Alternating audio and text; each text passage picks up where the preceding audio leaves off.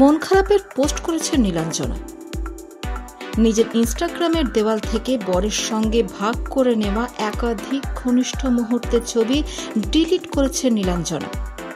এবার কি তবে যিশু সেনগুপ্ত ও নীলাঞ্জনা সেনগুপ্তর সঙ্গে ভাঙন আসন্ন? সোশ্যাল মিডিয়ার খবর অন্তত বলছে তেমনটাই। নিজের নামের পাশ থেকে যিশুর পদবি মুছেছেন নীলাঞ্জনা। ইনস্টাগ্রাম থেকেও সরিয়েছেন একাধিক ছবি। এমনিতেই বেশ কিছুদিন ধরে ভাঙনের গুঞ্জন শোনা যাচ্ছিল, এবার সেই জল্পনাই জোরালো হচ্ছে।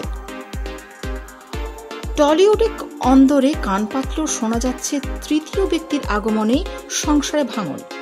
স্বভাবত যিশু নীলাঞ্জনার সংসারে নিত্য অশান্তি, কিন্তু এই ফাটল মানতে পারছেন না ভক্তরা। তারা চাইছেন দূরত্ব মিটিয়ে আবার একসঙ্গে ধরা দিক এই জুটি। ইনস্টাগ্রামে নীলাঞ্জনা লিখেছেন, এই বছরটা জুড়ে থাকলো একের পর এক হারানো, একটার পর একটা ক্ষতিতে, একের পর এক যুদ্ধতে।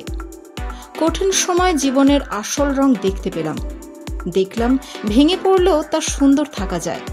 জানলাম আমায় ভালোবাসার এবং ঘিরে রাখার কত মানুষ রয়েছে। আমার জীবনের শক্তি স্তম্ভ হৃৎস্পন্দন হলো সারা, যারা এবং চন্দনা।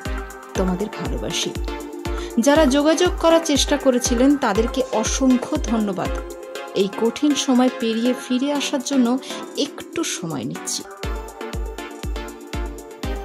কিন্তু গুগলে তার সম্পর্কে সার্চ করলে উঠে আসে একটি অদ্ভুত প্রশ্ন।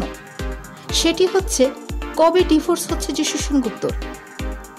এই ধরনের প্রশ্ন যে মানুষ করে থাকেন তা শুনে রীতিমতো অবাক অভিনেতা।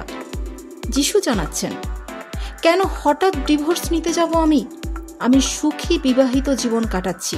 প্লিজ এমনটা জানতে চাইবেন না। আমার ডিভোর্স হচ্ছে না।